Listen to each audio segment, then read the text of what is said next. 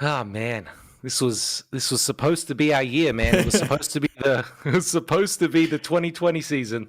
Yeah, but you're right, and it hasn't gone how we thought. No, not quite as planned. It's turned into the quarantine season, but you know. I tell you what, though. So listeners at home, we are actually, in isolation, quarantined. We're also at home. We're at home, but I've been saying for a while that I kind of detest that the viewers can actually see me. And now, look who's got the last laugh. You got your wish. I got my wish. Be careful what you wish for. I don't want anyone to see me do this podcast, I said. And the universe went, right, that's cool. No. Global pandemic just for you, Tony. No one's going to see you. There, you happy now? Oh, God. Should we get started? Yeah, let's start this meeting.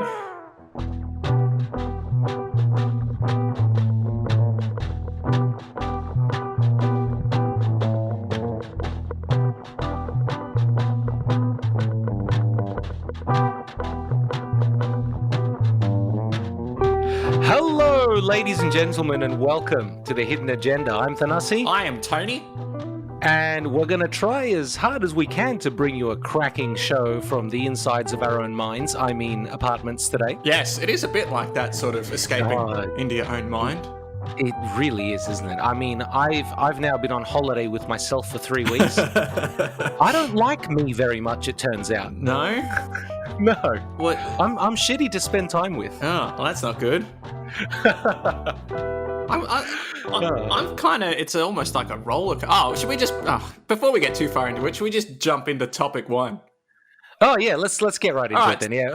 Given that this is all going to be related, yeah. Topic one, we one of the rules on this show was that we don't do anything current or topical because we want you to be able to listen to this years from now. We don't want the show to be dated. As if people are going to be pulling these up 3 years from now or something. It may happen. No, I think we think a little too much of ourselves on that one. But you're right. But topic one, we're breaking the rule. It's the coronavirus. It is. We discussed it briefly, and we decided that there's a pretty good chance that most people listening to this will have heard about it. Yeah. Yes. And probably, it's the fact that, we don't talk about when, some foreign dignitary gets shot down by some other thing because you're like, well, I'm going to go to work and eat a sandwich today. It doesn't, my daily life hasn't, I know it's not affected. It's big politically, but it's life goes on. And this is the exception. Life is very much not going on at the moment, is it? No, life is sort of in the pit lane almost of the rat race of life. It is a truly strange experience, as I'm sure everybody listening will be feeling similarly for various reasons. But this is the kind of thing, and the reason we broke the rule, of course, is nobody's forgetting about this anytime soon. Let's just say that. No. Let's just say that. This isn't the kind of thing that gets forgotten. No. It's going to go on. This is some generational stuff. Yes. Yeah. So, but why don't you tell us a little bit about your experience then? Well, so there's a few things that have happened from this whole coronavirus. One thing is we're all sort of learning the language of the coronavirus. And how we talk about it. And something that's tripped me up quite a bit is I keep thinking that there are a strange new standards coming out. Because I see someone say, look at these ISO pajamas. And I go... you did not just make a pun on ISO and the International Standards Organization. I'm like, why are they making... Why do pajamas need to be standardized? You're lying to me, Tony. Why would you lie to me about something like that? It has caught my eye a few times. Where I'm like, oh no, isolation. They're not standardizing pajamas. We're in ISO, dude. We're in ISO. We're in ISO from the Rona. Trust us to come up with very quick, short very ways. Australian, yeah. But I've had a vantage point from because I live on the 28th floor. So Yeah. I've got to look out of my window at the park nearby and just see gradually over time people take it more seriously. In the early days, no one was like, there was groups gathering there all the time. Yeah. And now it seems to be like people are taking it a little more seriously. I saw that. Well, go on. I was going to say there was like a mother and her daughter. Or just some older woman with some younger child. I shouldn't assume the connection they had, but it's a pretty safe assumption, honestly. But anyway, they were in the park and they were playing tag or tiggy or whatever. And so the little girl was running away, and the mother, lots of touching. That's what you want right now. Yes, and then I think they all touched their face afterwards, and then and then went off and sneezed on each other. No, but so the little girl was running around, and the mother tracked her down and tagged her, and then the mother started running away, and I was just watching this, and I think there's like, I'm not a parent, but I feel like there's like a rule where you run away from the child for a bit. And then you let the child... you let them get you. Yeah. This mother was having none of that. They kept running. This is what, booking it away from this kid. It was like 5 minutes of just this mother just constantly like 4 paces away from the child until the child just went, hey, I've had enough. I can't. Screw this. Yeah. I can't catch this woman. She's too fast. Oh, you're not allowed to do that, dude. I know. You can't do that. I was just in stitches watching this. And she's, running and doing all the corners, and this little girl was just trying so earnestly to catch her mother and make her it. She didn't want to be it anymore, but no, you can't spend a lifetime being it, dude. No, but that's unfortunately she was it. That's real funny. Yeah, I know. That's but that's what my observations are probably throughout the weeks that we do this. Most of the stuff is probably going to be what I saw at the window. Yeah, what you saw from your balcony. Yeah. I mean, the other day, last week sometime they introduced the quote unquote stage 3 restrictions. Yes. Here in Victoria, which is basically like don't go anywhere for any reason whatsoever unless you're dying or you need food or medicine. Yes. Broadly speaking. And so that day, I went out to the park for my daily exercise because that's a thing that I do now. Apparently, I've lost control of my life to the point so thoroughly that I'm now doing regular exercise. So, but you weren't doing regular exercise before, were you? No. So that's why I'm saying I've lost control of my life. Right. It's funny. I wonder, because they say the environment's getting better now. Skies are clearing up. Yeah, it was a bit, dude. Yeah, I know. It's just a bit. But it is interesting, the sort of... No, it is, yeah. The positives that are going to come from this.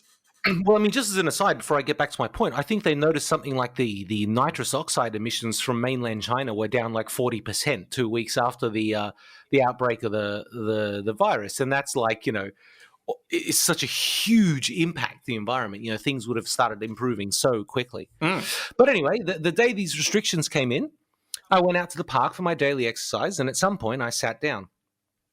And then I realized that there were still sort of groups of people walking around, but there were sort of 3 people or 4 people. And I know the rules on that day changed to 2 people, and you have to be 1.5 meters apart, or unless they're from your household, right? They're either in your family or they live at your address. And I'm looking at this group of 3 teenagers, and they've all got dogs. I'm thinking to myself, there's no way they all live together, not with 3 dogs like that. They don't look like a household or a family. No. And then I'm just like, yeah, right. So really, I'm at a point now where I'm just playing Spot the Illegal Gathering. Yes. I'm sitting at the park on the bench. All I'm missing is a pair of binoculars and a little notebook. Yeah. And then I'm the guy. Well, I'm the guy sitting in the park springing people. I'm the, Would you do a citizen's arrest on an illegal gathering like that? I suppose you have to touch people for a citizen's arrest. Yeah, no, a citizen's arrest violates social distancing, my friend. I know, look, for example, if you call the hotline, right, to try and get some information, because let's not even talk about the clarity of the government messaging over the last week or so. So I had to call the hotline, right? Mm. But then one of the options on the menu, the press 1 to this, press 2 to that, press 4 was press 4 to report a violation of the chief medical officer's guidelines. Ooh. Is what the option said. And I'm just like, nah, dude, nah, I can't be that guy. I mean, I understand that it's for the greater good and everything, but just trust people enough to. I mean, I know when we first trusted people enough to do the right thing, 20,000 people went out onto Bondi Beach, but just trust people, man. Don't make people grass. You can't make people grass on that. People are going insane. But it's interesting, like, how effective would that be anyway? Like, you hit 4 and there's someone on the line, like, yeah, what's happening? And you're like, oh, there's some people in the park. And like, well, yeah, exactly. Are they still there? Probably not. Probably not. How quickly are you going to act on this information? I mean, I guess the idea is if you've heard of some organized party or something. But that's even worse. Can you imagine being the person that called up the cops and said, like, I heard there's a party going on here? Well, no. Because it's definitely one of your neighbors as well. You know that there's no one driving past, like, doing sweeps of the area calling up for illegal. Like, exactly. It's one of your neighbors. You know it's one of your neighbors. Yeah. But you gotta fight for your right to party, man. Wow. Just don't party while there's a global pandemic. That's true. That is true. Do the right thing, because I'm not going to report you. So if you don't do the right thing, you're personally going to cause a global health crisis because I won't report you. Well, I've often thought about yelling at people from my window. I'm like, but is that gonna... Oi! Can you imagine if I'd sat on the park bench and just been like, doesn't look very essential to me, guys? But couldn't they say the same back to you, though? Yeah, but I'm allowed to be outside on my own. Right. But I thought it was not if it's inessential now. Yeah, so exercise counts as essential. So if you're outside your house and you're sort of within walking distance of it, generally that's fine. Right. One of the reasons to go outside is exercise. The caveat on that one is you have to stay sort of within the vicinity of your address. Right. But if you sit down to take a breath, is that still exercise? Rest periods are part of exercise, man. Okay. I'm not an exercise expert. Now, I'm not an exerciserist either, but granted, I spent more time resting than exercising. Okay. Of the 20-minute walk, approximately 12 was sitting on the bench. Yeah, I've got a thing for my Nintendo Switch, an exercise like a modern Wii Fit, I suppose. Yeah. And it has a timer that only goes up when you actively exercise. And bastards. Yeah, well, it's kind of depressing after like a 40-minute stint. And you're like, 17 minutes? That's just the worst. That's not a good ratio. That's torture, dude. Why would you do that to someone? I need help convincing myself I've done enough exercise. I don't need you subtracting exercise time away. If I started my routine at 12 o'clock, did some stuff, and then stopped at 45 minutes, I exercised for 45 minutes. Well, right? That's one way if to I look stopped at it. 12:45. Yes. Now, it's literally counting the seconds you don't spend on the board and then subtracting all of those at the end of your session. Yeah, pretty much. That's heinous, dude. That's awful. Well, it's kind of nice. You're supposed to be encouraging me to do exercise. I don't know. I kind of like it because I know... Keeps you honest. Yeah, well, and it also encourages me to stop faffing about. If the goal is 20 minutes exercise, then it doesn't matter how long that takes. You got to get to... If the goal is 20 minutes exercise, just do 40. Well, yeah. And then you'll have gotten 20. But I wouldn't have known that. And you can also convince yourself you did 40. So it's a win-win. I remember having a similar discussion with my father when I was young, and because my parents have a treadmill. And I said, hey, did you realize you can just hop off the treadmill and it still tells you that you've burnt all these calories? And he said, yeah, but you're only lying to yourself. And I was like, I'm fine with that.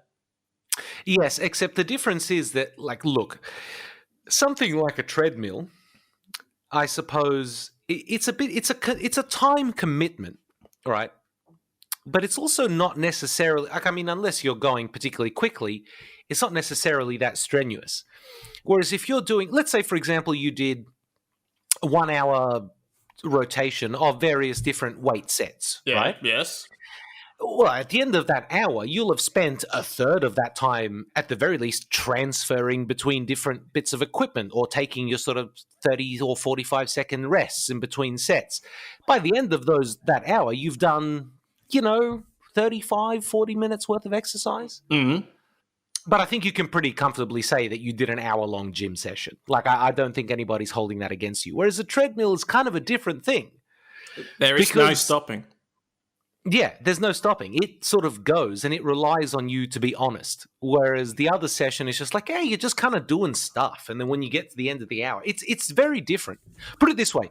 If I spend an hour in a gym and I get 35 minutes of exercise, it's very easy for me to leave that gym and go, yes, I did an hour's worth of exercise. If I spend an hour on a treadmill and I spend 25 minutes of that just standing on the edges, I'm not feeling good when I walk away. Yeah, that's a fair point. I feel like I've cheated myself. Yeah. Whereas in the other instance, I don't. But it's really the same. It's just psychological. That's right. I guess and I'm all about... Mm-hmm. So the cheating feeling for the treadmill probably comes from the fact of I could have just left 25 minutes earlier. Yeah, had I exactly. Just not only have I not gotten any exercise, I've only wasted a bunch of time in order to convince others I got exercise. Oh, yeah, I could be eating a Big Mac right now and just undoing all that work. Yeah, speaking of undoing all that work, I have I have a fun story about that. I signed up to a new gym back when I was living in Brisbane. Yeah. They had a foundational members offer, $10 a week, right? Right. Great deal. It was a new modern gym, had all the good equipment and whatever.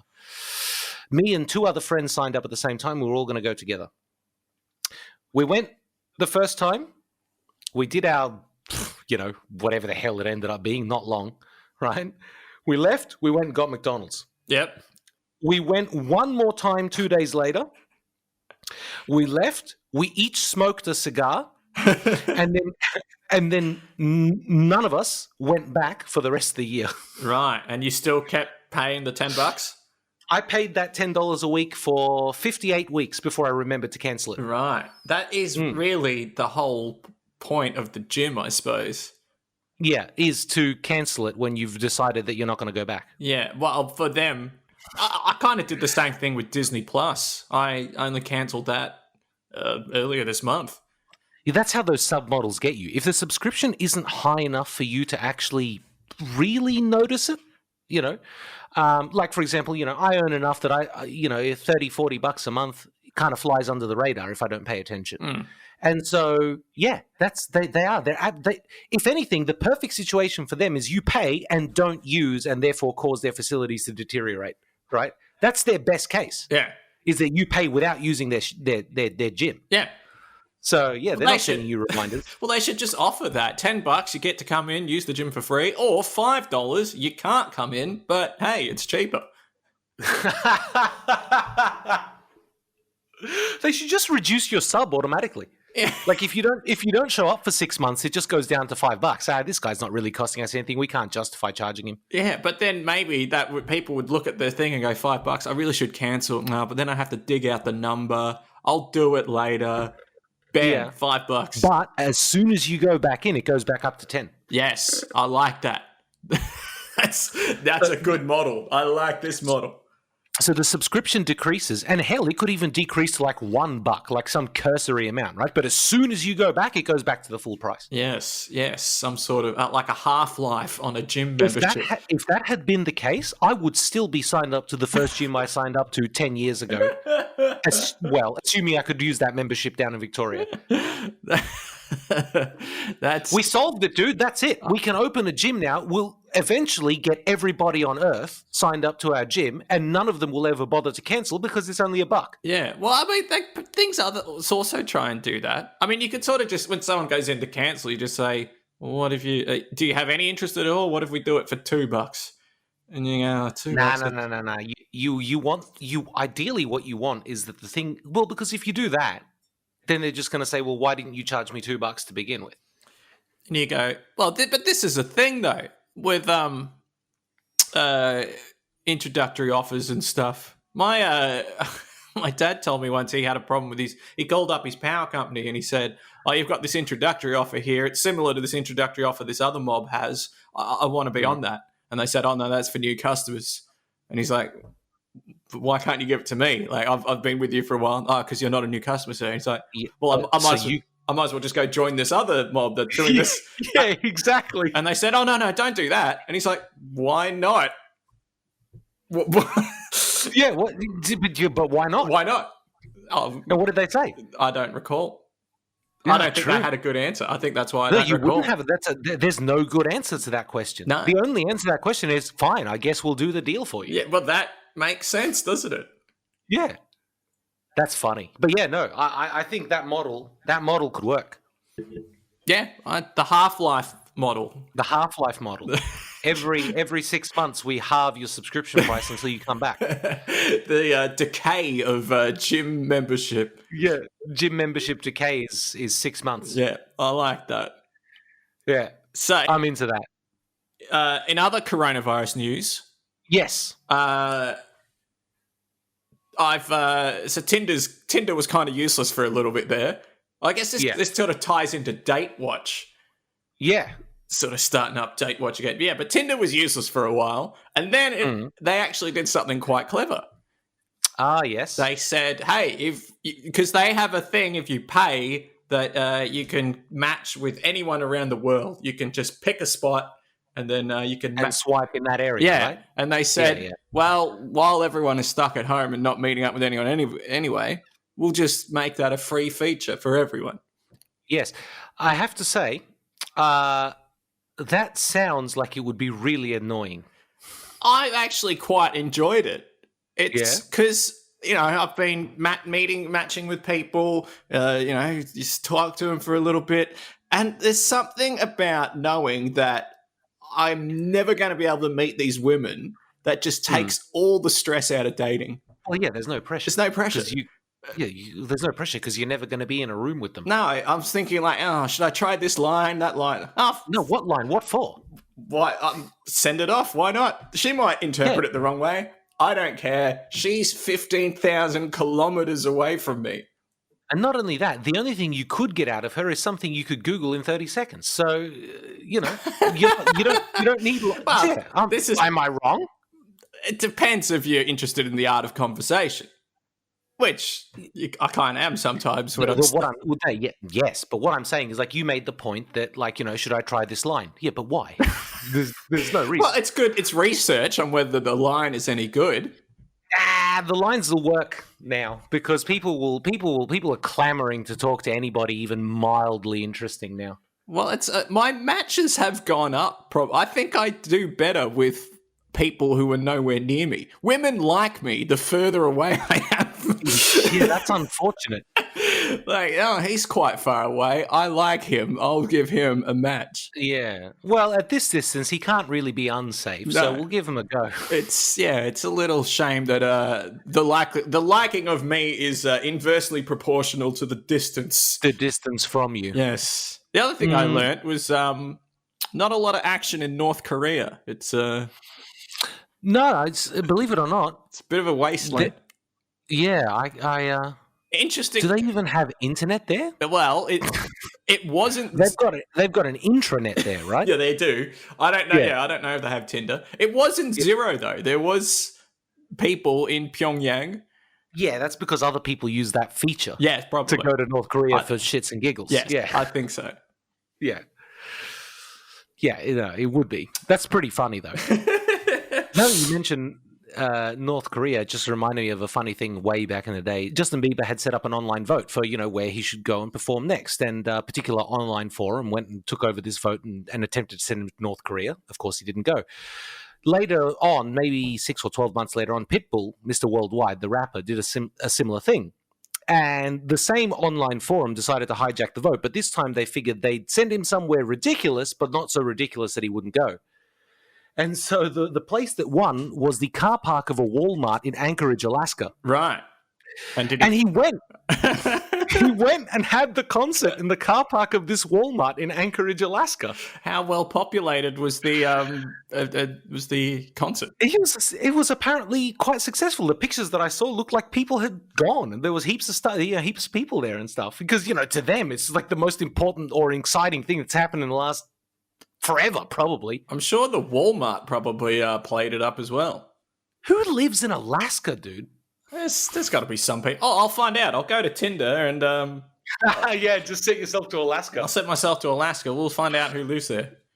All right, we'll follow that up. All right, date watch around the world. Still not getting any dates. Still not getting any dates. It is a little harder now. It is. So I'll give you credit where credit's due. It is a little bit harder to get dates at the moment. That is true. It is. And there's the and because now all the apps are also trying to push just do an online date, like a video date. Yeah, video call. Yeah, FaceTime with your date, with this perfect stranger that you've never met before. But we all know what my thoughts are on people seeing me through a video screen. I don't like it. I'm not dating that way. It's not happening. Yes, but Tony, ideally, you don't even want to speak to them. So you just want to text them. Well, I could call them, I suppose.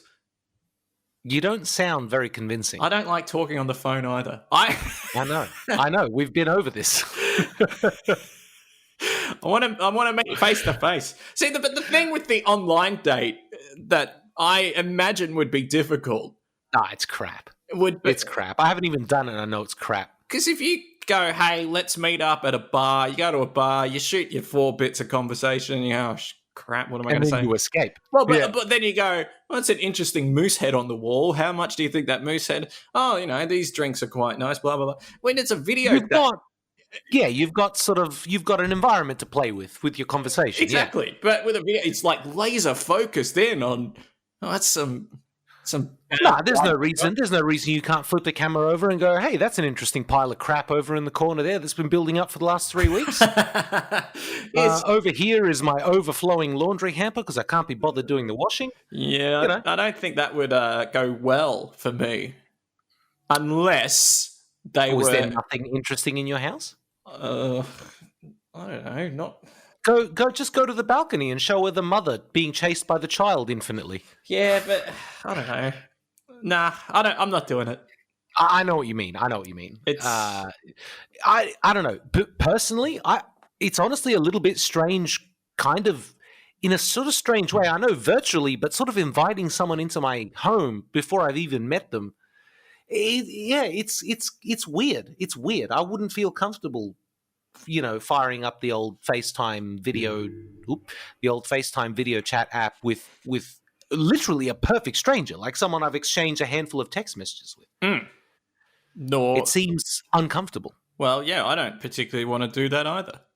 Yeah. So instead, I will just watch parents just refuse to be caught by their children. It's good. That's funny.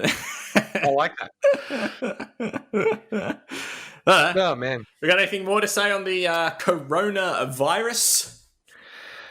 Not really. I mean, the only other comments I have is here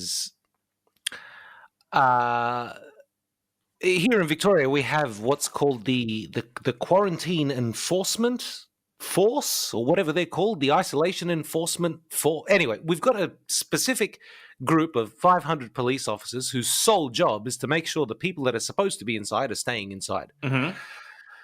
Unfortunately, that kind of covers everybody now. There's very few reasons we can be outside, but the only reason I bring them up is because I thought about this the other day. They are literally now the fun police.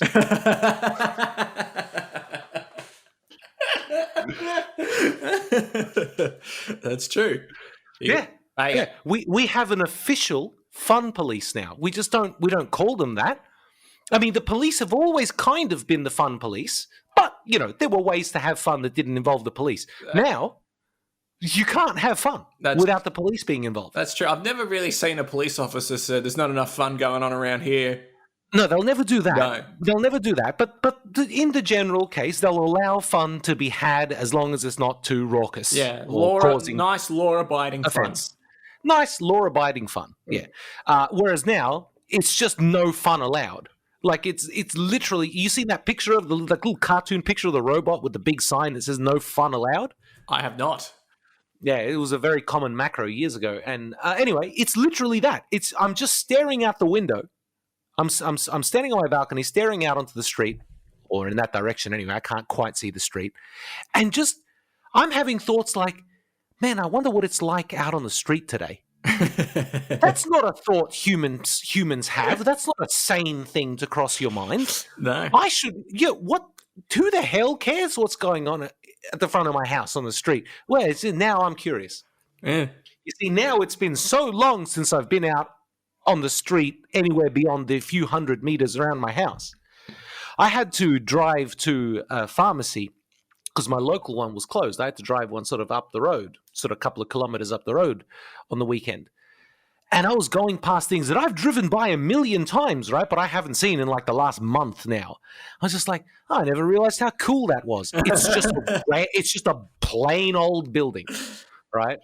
And just like I'm going through places I've been through 1,000 times, and it feels like I'm going through new places. It's been that long since I've seen them. The parties, once this is all over, are going to be sick. You and I probably a little past it to be in the wildest parties now. Yeah, but if it's going to be the whippersnappers. Yeah, I don't know. I'll join. If there's a party going down, I'm going to join that party. I'll have a party. You can come to my party. I'll come into your party. All right, sounds good. Anyway, go on. Just one more thing I noticed before we put a lid on this. Yes. So I had a birthday during the coronavirus ordeal. Yes, you did. And yes, you did. So on my birthday, Facebook called my mum and dad and my brother and sister. And it's funny, you don't notice it when everyone's talking, and then occasionally someone goes, "Oh, sorry, I spoke over you," blah, blah, blah. But when it came time to sing happy birthday, that would have been a disaster. That was when the lag was very noticeable. When when they go 1, 2, 3, one group says 1, 2, 3, they start singing. A second later, the next person starts singing. The first person's confused, so they stop. And then the second, I was in stitches just watching these people trying to coordinate happy birthday. Yeah, that would have been real funny. That would have been real funny. I probably, to be honest, I might have had to hang up. If it were me, I might have had to hang up on that. Hang up? It was hilarious. Well, that's why. Because I'd rather not laugh at my parents, grandparents, sister, etc., while they're trying to sing me happy birthday. Oh, no, I'd laugh. Yeah, good. Nothing is sacred in our family. Good. Actually, to be honest, I'd probably just have a laugh at my parents too. It's very wholesome, but sort of in a cringy, funny way. Yes. Mm. Oh, so... shall we move it on? Yes. Here. I suppose that now at this point would be the time where we get like 5 minutes or so of material on the fact that we don't have any ads. Yeah, we would. I was going to say that. We'd normally have a couple of bits about, I guess, are we going to have any ads today? And then we'd come back and riff on the fact that we didn't have ads again. There's no reason we don't. To spoil the suspense, listener, we still don't have ads. No, believe it or not, we don't have ads at the moment. Yeah, I wonder if we should just put the station IDs in post and just pretend that the whole thing is going as normal. The one that fresh radio. Yeah. Exactly. Put that in. Well, we could do that. No, I say I'm we not screw going to that. do that. Yeah, no. Yeah, I'm not going to do that. That's a terrible idea. Shall we move on? Yes, let's. It's me now, isn't it? It is. So I guess, and this is this is becoming this I think is going to become more of a thing as we do sort of more and more of these shows during quarantine. Which, incidentally, as an aside, we're gonna try and keep up, but the schedule may be a little bit stilted, but we'll get there. And the ideas Yeah, I don't know. They may be a bit thin. That's kind of why we may not have an episode every week. It's, only so much can happen outside of a window. There's only so much I can sort of do to myself in a week in order to have interesting revelations or observations. And so, yeah. But I sort of struggle with the idea that this show actually kind of makes me seem rather a bit more insane than I actually am. So this show, you mean like this show, not this episode, the show, The Hidden Agenda. It makes you seem more insane than you actually are. I sort of struggle with the idea occasionally after listening back to a show in particular, where I listen to myself and I go, that's a crazy person talking, man. That shit isn't normal shit. That's some next level kind of thing, you know, like, and I don't know, like it's funny. And, you know, the people that listen to it seem to love it, and I get lots of great feedback, and we get lots of fun emails and blah, blah, blah. But I just wonder whether someday in the very, very distant future, I just wonder whether this stuff all gets dredged up as evidence in a case against me.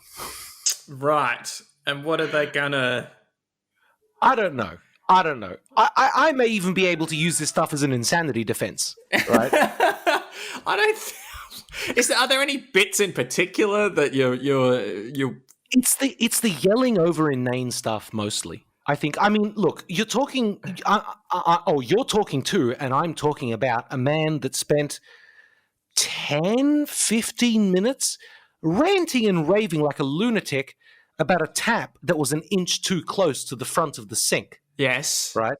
Normal people don't do that. I'm pretty sure. The jury's out, but I'm fairly certain normal people don't. Look, put it this way: the phrase, the word "incensed" and "faucet" shouldn't exist in the same sentence. No, I don't know if I totally agree with that. Faucets can break, and water splashes you in the face. That's incensing.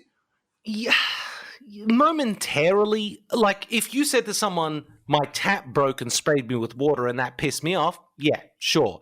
But if you said to somebody, "The person who built my tap is such a incompetent fool that they've placed it such that if I turn the intensity of the flow beyond 30%, it splashes my crotch and I spend the rest of the day or the next hour or so walking around looking as though I've pissed myself." That's a very specific problem to have with a tap. Yeah. But that's a very specific problem to have with a tap. It is, but just because a problem is small doesn't mean it's not worth fighting it for. I guess the point I'm trying to make, which you're so deftly avoiding, is the relative disproportionateness of the reaction. Right. So you feel like if you had just ratcheted it down 30%. I would seem more sane, but I'd be less funny, I think. Well, this is a bit of a meta topic. It's a trade-off that you'll have to make. I certainly don't think you're an insane person. Thank you. I really appreciate that. I wouldn't be here if I did. Well, well, you might be, depending on how entertaining I was. I am technically in my house, and I would be here. Yeah, you are actually not here. Yeah, I would be where I am right now, regardless of what I thought of your insanity. But normally, when we're actually together in the studio, I wouldn't do a show with an insane person. I mean, did you ever get when you used to write your comedy bits? You know, did you ever write something and go, "Nah, that's crazy. Nobody's going to laugh at that. That's just me being a psycho or a weirdo," kind of thing? I never really made up stuff. So yours was mostly anecdotal, was it? It was either anecdotal or observational. Yeah, true. But but hang on. Observations can be the observation comes entirely down to the observer's sort of imagination, right? Yeah. I mean, you can see some simple thing and then draw all sorts of fanciful and fantastical conclusions from it. Yeah, I don't know. Most of my stuff is pretty tame. I don't. Yeah, fair enough. There was one incident I had. I had this whole elaborate story where someone texted me. I just got this random message out of the blue from an unknown number that said, "Can you cover my shift this Thursday?" And I replied, what did you say? "Yeah, that's fine." Oh no! See, that's a real good joke for you, right? Yes. Well, it blew up in my face because I started. Did you start your shift at some point? No, I nearly did though. I felt I got to a point where I felt really bad, but they sent me a message on Thursday going, "Hey, where are you? I got a call from Ryan," and I was like tossing up between what to text back, and I wish I said I didn't, but I wish I sent back, "What the hell? I am at work. I said hello to Ryan when I came in." What did you actually do? So it's a very long story, but basically I pretended I forgot. Then I looked up this person's mobile number on Google and just happened to find out that it was someone I went to high school with. Oh, no, dude. And then I spun an elaborate web of lies to extricate myself from that situation. And I would have just done a block delete. Well, as far as I know, I've still gotten away with it, but I don't know about that. Well, and that's I kind of look back at that and go, I mean, it was funny what I did, but I don't know if it was. It wasn't a nice thing to do. For covering a shift at a part-time job or something, very few people have lost their part-time jobs because they didn't show up to one shift, right? And at the end of the day, this guy could have turned around and gone, well, the guy said he was whoever. How the hell am I supposed to know that this is just some random idiot, right? So the guy probably didn't suffer too many consequences, but he was certainly put into a very awkward situation he very much did not want to be in. Mm. And that's on you. Mm. That's true. Funny, though. That's fun. I'm into that. All right. What do you reckon? That the end of that bit? I don't really have much else to say. Yeah. Well, let's call it there then. Here. Let's do one more bit. Well, I reckon this bit might not go very long, but we'll see how we go. So, item number 3 on the agenda. Yep. Is I have always been told as a child, whenever I used an American word for something, that's the American word. Yeah. Don't use that. It's the Australian. You use the Australian word. Sure. And I kind of, it makes sense. We're Australians. Yeah, we're in Australia, yeah. But I've done some soul searching, and there are just some words that I honestly think the American word is better. Oh, we're fixing to have an argument here. Are we? I just think there are some cases where, we should drop our word, and not every case. And I'm not the spelling. Definitely, we shouldn't just drop for American spelling. But there are some words where let's let out. Yeah. Okay. So let's hear them. Yep. So lolly versus candy. Nah, rubbish. Candy wins hands down. No, it doesn't. How? No. How? Candy is hard. Candy means business. Lolly is some arty-farty. No, I'm sorry. First of all, neither of them particularly has a stronger connotation towards what they're describing. It's not like it's one is obviously more obviously about lollies, candies, etc. than the other, right? Confectionery, because they're both just made up words. And second of all, I don't know, lollies is just kind of it's like a fun, whimsical, childish word, right? And it's just kind of it's this little fun thing, and everybody knows what it is. Yeah, but that's the problem. It's it's sort of whimsical. I don't like whimsy, but it's nice. It's a glimmer of it's a ray of sunshine in a bleak future. No, it's too arty-farty. Like the word lolly. How is it arty-farty, dude? All right, forget all the rest of it. I want you to explain how the word lolly is arty-farty. It's too.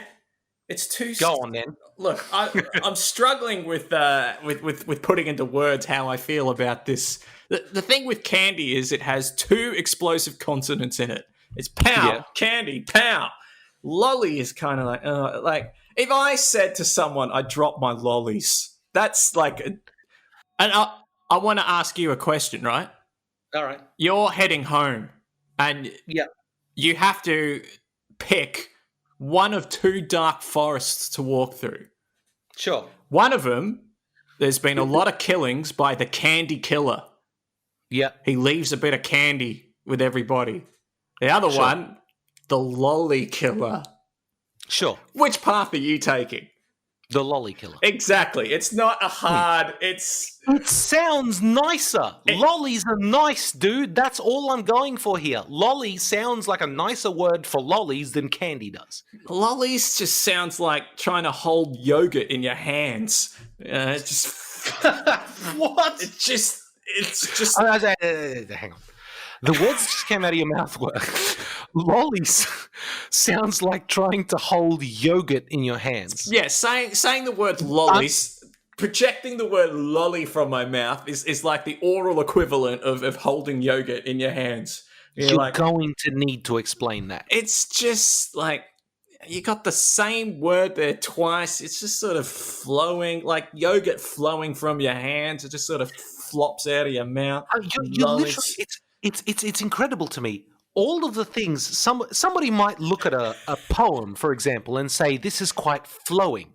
The language is quite whimsical. You know, the whole poem is very lighthearted and fun. All of those things would be nice things to say about a poem. Now, I understand that the very obvious counterpoint to that is some poems aren't supposed to be nice, right? Right. The thing is, though, is that you're trying to tell me that the word lolly is bad for lollies because it's too nice. Yes.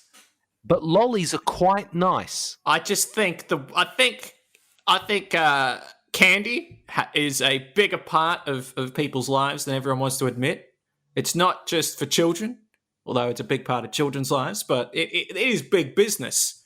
And the word needs to grow up and be a hard word to emphasize how important this concept and thing is. I disagree. Wholeheartedly disagree. I can't imagine like a bully saying, hand over your lollies. Just like it's cute. It even makes bullying fun. It's just not serious enough. What are your? I disagree with that one completely. Wholesale. I think you're wrong. All right. Well, but we'll move. Fair enough. Agree to disagree. What's another example? So this one, I dislike that we only have one word for this, where the Americans have two, and that's rubbish. What, trash and garbage? Yes. I want to. Sometimes they don't all mean the same thing, and the fact, mind you, we've got more words for rubbish. Well, are they swear words? No. What else have we got? Well, there's at least refuse. Yeah, no one's saying refuse. No, but you can't sit. I'm sorry, Mr. Suddenly I've decided Americans are better at English than the people who invented it. We didn't invent it. You can't. Yeah. Well, yeah. Okay. Shut up. We've been using it for a lot longer, and even that's not true. But whatever. Not my point. My point is that I've forgotten my point. So we're going to move on from that. Well, first of all, do the Americans not have refuse? Yeah, they do. Yeah, okay, so that's... Oh, yeah, my point, incidentally, was that you can't claim to be sitting here and deciding that Americans have better words when you don't even know how many words we have for something. Well, I know that they have at least two more than we do. Yeah, true. But rubbish works in types... that isn't... Rubbish is the best of the three. It's good in certain contexts. To say, like, that idea is rubbish is fine. But to say... It's far better than saying that idea is trash or garbage. Yes, I agree. But to receive a rubbish present is not as good as to receive a garbage present. Disagree completely. What do you think of that? What do you think of the that kitchen mixtop thing you got? It's garbage. It's rubbish. It's rubbish. All right. Well, okay, but they have trash as well, which it's rubbish, dude. Yeah, people wouldn't say trash unless it was. People tend to reserve trash for something quite specific. Trash is almost a genre now. Yeah, that too. No, but I also disagree with you on this one. Rubbish is a fantastic word. It's actually one of those words that I find quite funny to even look at. I think the word rubbish is quite a funny word to just like visibly a funny word. Look, if you're, yeah. I like the word rubbish, and I don't want to replace the word rubbish. I'm just saying that I don't think it More can. love for trash and garbage. It can't cover every context that I think it can. No, I think there's some instances where trash and garbage are better. Yeah, I mean, I personally will probably always use rubbish. Well, you are more patriotic than I am. It's got nothing to do with patriotism and everything to do with the words that I like just happen to all be the Queen's English words. All right, shall we? And so it's a very convenient, strong position for me to take. So, well, okay, let's move on to my next example. Go on then. One thing that Australians do is we try and make everything as short as possible. Right. And it surprises me that we haven't taken the Americans up on their word for apartment. What, flat? Exactly. 1 syllable versus 3. Come back to my flat.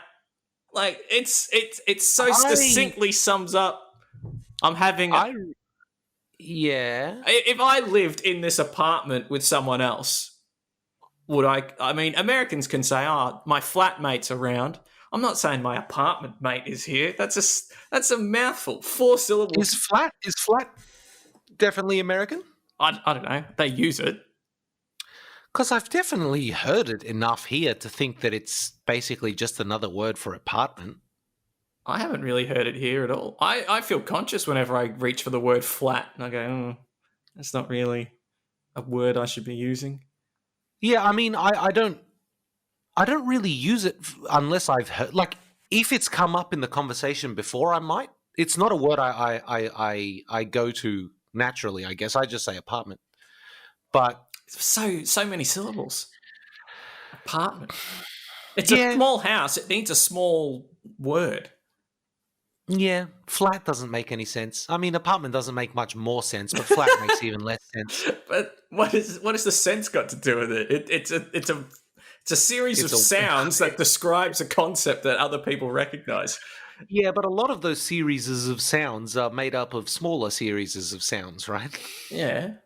But I don't know what the etymology of the word apartment is, but I imagine it's got more to do with small living space than the word flat does. Well, what does that matter? We have an alternative. Let's jump on it. I guess I'm a linguistic conservative, man. Yeah, and this sort of goes back to our my saying that the apostrophe doesn't need to be around anymore. And get out of here! The apostrophe doesn't need to be around anymore. Come on, man! Why even have a language at all if we're just going to do away with entire parts of the grammar? Well, it has it. Just because you can work it out from context doesn't mean you should. Right? I very much favor the writer being explicit in their meaning rather than the reader having to infer that meaning. I completely agree with you. And I think we should be held up to the standards of writing that we live in. But to say that these standards now that are the correct ones just because they're the ones that happen to be around when we live in, it doesn't make a lot of sense. But what I'm saying is for the language to quote unquote evolve to a point where the apostrophe is no longer necessary must mean one of two things. Either we figured out a way to express what an apostrophe used to without an apostrophe, or two, we've decided it's easy enough for us to glean it from context and we're not bothering anymore. Well, no, I'd like to throw 3 in there. What's the 3? Enough people keep misusing it and forgetting about it that eventually they become the majority, and that's how it is now. Well, yes, okay, but that kind of implies that basically people stopped using it because they didn't find it necessary, which kind of implies my second point, right? We decided that we can figure it out from context. Yeah. Right. So both of those are bad for different reasons, right? The first one is pointless because we've just replaced an apostrophe with something else, and the second one is just regressive. So why have less meaning when you have more for almost no effort, and the parsing effort actually decreases rather than increases? But can you give me a truly ambiguous sentence where the apostrophe would help? Probably. I can't think of one off the top of my head, but I'm sure I could. Listeners, if you can think of an ambiguous sentence where an apostrophe would help disambiguate the meaning, why not send us an email? At thehiddenagendapodcast@gmail.com. And let me just say, George, in advance, thank you for writing in. We'll get to that, don't worry. Oh, okay. Yeah, no, I don't know, dude. Like, I just disagree. I like our words. I'm used to our words. Nah, you're just a stickler. You don't like them. You're a traditionalist. I'm not a conservative in any other aspect of my life, but I speak the language the way I was taught it. See, there's certain words. Keep in mind, I'm sorry, before you continue, I'm not against inventing new words for interesting new concepts. I'm not against any of that kind of thing, right? What I am against is people misusing or not using grammar that is currently understood and accepted to be correct, right? For the pure sake of convenience, or I don't feel it's necessary, right? I dislike that severely. Okay, I got no qualms with that. Yeah. But good for you. The standards will change, and in ways you don't like. I know. And if you can come to peace with that, you'll have a better time of it. Yeah, well, you know. But I have currently a 50-year-long bet running. My bet, it's for a steak dinner. That's a long bet. Yes, okay. With a friend of mine. The bet is that in 50 years, the word lose, as in I've lost this, to lose something, will be spelt with 2 O's. Yeah. I hope not, because that's not the word lose, is it? No, but I am seeing that everywhere. I know. People do that a lot, and that's one of the more irritating ones. Yes. Because that one is very obviously wrong. Yes, and it's not, it's going to the extra effort. I'm going to increase the length of this word. It's literally become longer. Yeah, and incorrect. Yeah, ridiculous. Yes. No. But there are other words that I prefer the Australian version of. Just quickly, I think boot is much better than trunk. Yes. Footpath, much better than sidewalk. Bonnet is better than hood as well. Yes, I agree with that. Forehead and forehead. I kind of like forehead in that it's very clear what it is. It's the fore of the head. And it does actually, strictly speaking, make more sense based on how you read it. Yeah. But no, it's forehead. This just proves that you're not open to. I'm literally just being incorrigible. Yeah. I'm not open to. I'm not open to American words taking over our words. Mostly because enough of that goes on already that it's kind of meaningless. Let's be honest. Yeah. Right? Yeah. Americans don't know all the Australian words for things, but broadly speaking, Australians know all the American words for things, movies, television, etc. Mm-hmm. So it's not actually likely to really be a problem in my life unless I go to the United States and insist on using all the Australian words, which I absolutely will. But if I ever you'll go then to the have United to States. explain yourself a lot. That's perfectly fine with me. All right. I just got shot in the forehead. I don't know where to look for this bullet. I can't understand this, man. That's a little bit extreme, isn't it? You'd think they'd notice the brains pouring out of my head.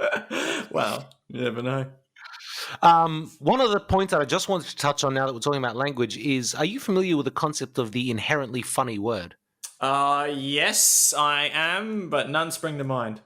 None spring to mind? See, I have a word, and I think visually, and this is going to sound very, very strange, but visually, it's the funniest word I've ever seen. Yeah? And that's the word squiggle. Squiggle. It's a fun word. I can't look at the word squiggle. I can say it without laughing, but I can't see it written on a page without at least cracking a smile. Well, ain't that a wholesome fun? Yeah. Squiggle, man. The inherently funny word. It just looks funny. Q's and G's, man. I guess, and what... Squiggle, giggle. Giggle's quite good, but the Q is good in squiggle. Would the Americans call a squiggle a zigzag? Or are they two different... Squiggle and zigzag are different things. Okay. Yeah, well, zigzag has sharp edges. A squiggle would look more like a sine wave, whereas a zigzag would look more like a sawtooth wave. Okay, fair enough. Fair enough.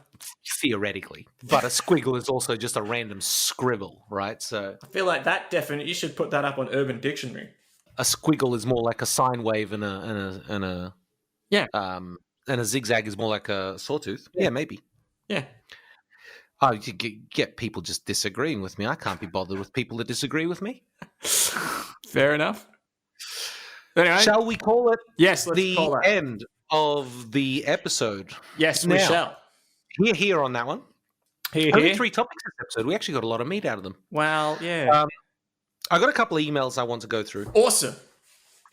From our esteemed, well, I guess he's an esteemed guest now. No, well, not currently. He's listening. Right now he'd be listening. But really, former guest. He's been on the show. Yeah, but you don't keep your guest status when you're not currently guesting.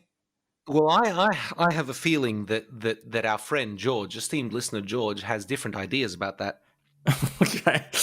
He writes us with the headline or the subject line, "I like your style, boys." So we know what this is going to be about. This is about sponsorship? That's right. He says, "Dear radio and or podcast hosts." Didn't he already send us an email that had that same... There's a good reason for this follow-up, trust me. All right. He goes, "I am writing to you in regards to your available advertising slot. You see, I have recently decided to pursue a career as a professional podcast guest, having given up on my dream of becoming a professional podcast listener. It is critical that I secure an ad on your radio show and or podcast if I'm going to make a name for myself in the emerging market of gonzo podcasting. Kind regards, George, esteemed guest."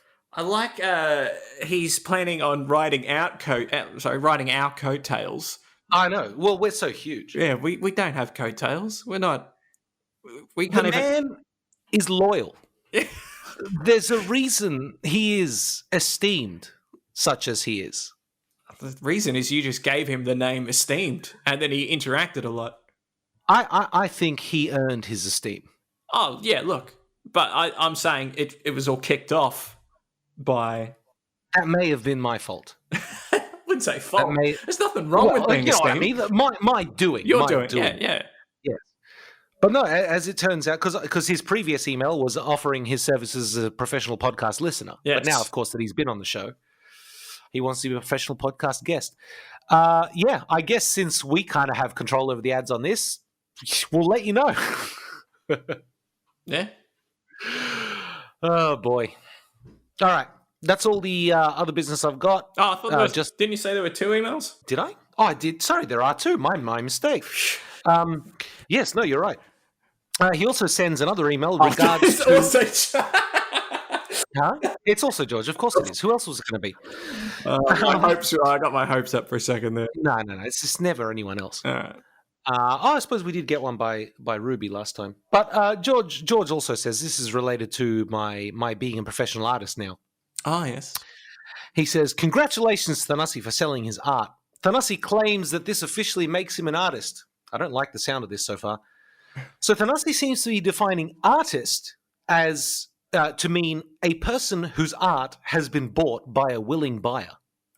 Yeah. I'm not going to read the last line of his email yet. Right. What do you think he's trying to do here? I think, I don't know. He's either trying to say that you don't have to sell art to be an artist, or he's either going to go under or over that condition. Yeah. So what he said in the final line of his email, and he didn't sign this one off, he knew this was a mic drop, right?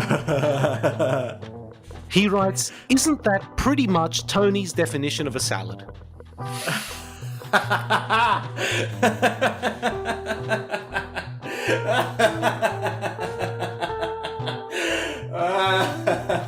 You're very quickly heading towards losing your esteem status, George. Nah, George is on the right track there. I'm sorry. There's a look, art and salad have... Look, I can't win this argument, but I'm going to try, okay?